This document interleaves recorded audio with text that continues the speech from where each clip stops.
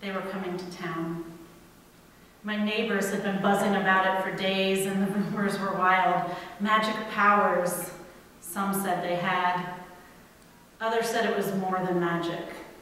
They claimed he was this one that we had all been waiting for. But I had heard it all, and still I didn't want to get my hopes up. You see, we had tried everything. You can't even imagine all that we had tried. You can't even believe the things that we had considered doing, because he is my boy, and I'd do anything to help him, anything to heal him, anything to cast this evil out of him, anything to allow him to speak and hear me and live and live. I'd already sold almost everything I had and took him to every doctor and healer that I could find, and then I took him to every doctor and healer that others could find for me. We tried old remedies, you know, that crazy old lady who sits over there under the tree and she sings to herself. We even tried things she suggested. We even tried the potions that she concocted. But the evil won't leave him. He still can't hear or speak. Still he shakes. When the Spirit comes upon him, he shakes so violently. It happens all the time, more often now, too often. He falls and he's stiff and still, and then he shakes, and it happens in the middle of the market, and it frightens people, it frightens children, and the shaking begins, and even the strongest men in town, they can't hold him still. And that's when his mouth starts foaming. It's like the evil is trying to seep out of him, and that's when the women who before were staring, they all look away in fear. That's always when his mother starts to cry out in this wail that I can hardly bear to a God or to anyone who might hear. And I just stand by and watch helplessly, knowing that the evil has taken over my beloved son's every muscle, every organ in his whole being, knowing that there's nothing I can do. This evil inside of him is stronger than him, and it's stronger than me. And my son, he can't go on this way. So when I heard them coming, I allowed myself to hope. I allowed myself to believe, and I went after them. I brought my son and the evil spirit within him to see them because I believed they could help. They had helped others. I had heard those stories, and as those stories seeped into me and that they had healed others, that they added up, they became evidence to me. They became the proof I needed to believe that they could do this, to believe that they had the authority of him and that he really was the one. So I went off to meet them. When I got there, there was a crowd. Apparently I wasn't the only one who had heard the rumors and the stories, and I wasn't the only desperate parent trying to find a way to believe. But I pushed through because I knew this was my boy's chance. The one they follow, he wasn't there. They said he was still up on the mountain, and they told me, though, that they could heal him in his name. So I laid my deaf, mute, shaking, foaming, evil-consumed boy before them, and I held my breath. They put their hands on my boy's unstable shoulder, and his eyes rolled back in his head. I thought it was a sign of the spirit leaving, but nothing magical happened. He continued to shake. He still couldn't hear me when I called out to him.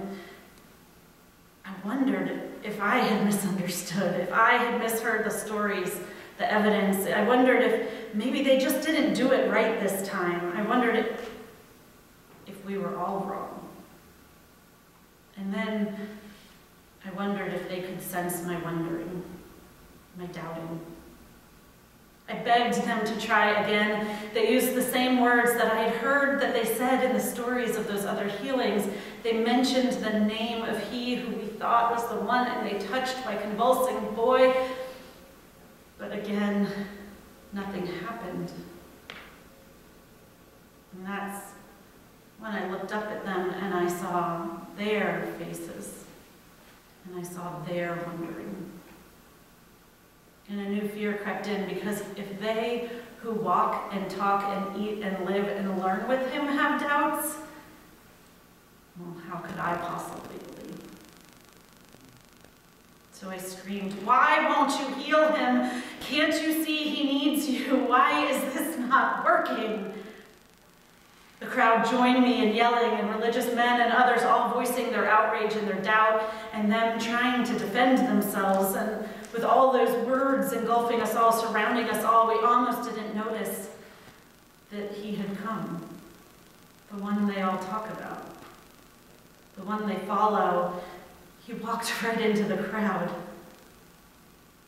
We all got quiet.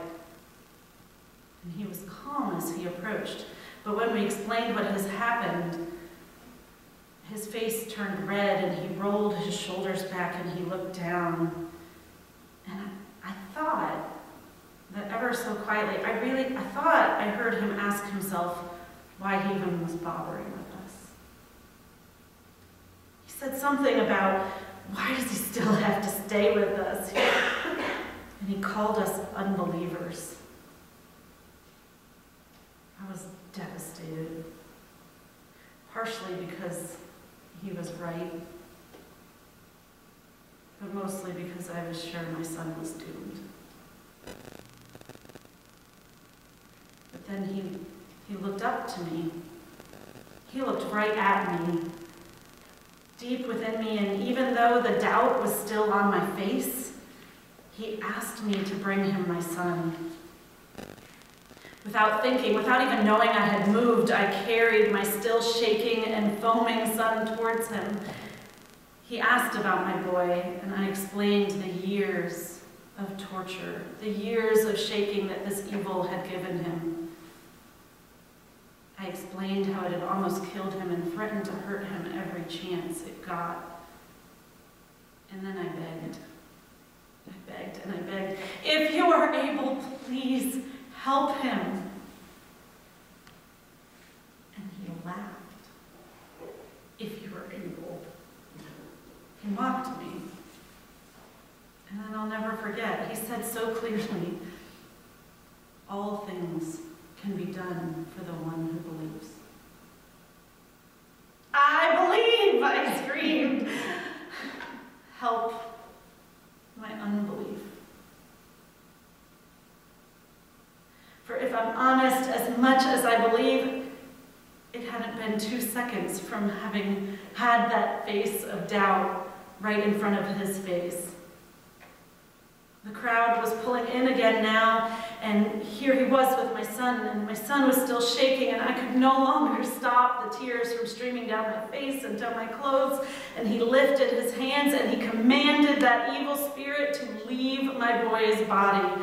And a shriek came from my son's always silent mouth, and he shook harder than ever before, and he shook, and he shook, and he shook, and it stopped. The screaming, the shaking, it all stopped, and he lay still. Very still. Too still on the ground. He was pale and cold and still, and his chest didn't move at all. No breath came in or out. And all around me, I heard them mumbling something about his body and the spirit and how everything had been struck down, and they were saying that he was dead. He looked dead. And I just stared. The men who walked with him, they stared, and then they, and he, and the one they followed, and the one that ordered that demon out, and the one that all the stories are about, the one that all the evidence pointed to, the one we had all been waiting for. He reached out his perfect hand, and he took my boy slowly, and he lifted him up. And my son stood. My boy. He stood. He didn't shake at all. He stood and he was still for all to see. Not a bit of evil in him. And amidst my tears and shouts of joy, while hugging my boy and all of our family and any stranger within arm's reach, before the crowds completely gathered in on us, I caught a glimpse of their faces, the ones who follow him. They were astounded. Their shock was tangible. For since they had learned all of his ways and had been following him and had been able to heal him in his name, and with my boy, they had done everything right. But it hadn't worked. This spirit responded only to him. I saw him go then and say something about prayer to them, but I could still see their faces, their expressions, their shock, their tension, their fear, their confusion. And in that brief moment, amidst all the crowd, I could see that something had changed that day. It was getting harder. They were confused, and this whole thing was getting harder.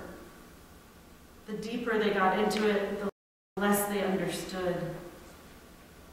The miracles and the healings, sure, that made it easy to believe, but then the more they believed, the harder he was to follow. Because the crowds were getting bigger and the opposition was getting louder. Their days and nights were growing more and more dangerous. It was more of a sacrifice. And they still wanted to be with him. You could see that. They'd still follow him anywhere, but it was getting harder. And in my joy, I couldn't take my eyes off theirs because something had changed that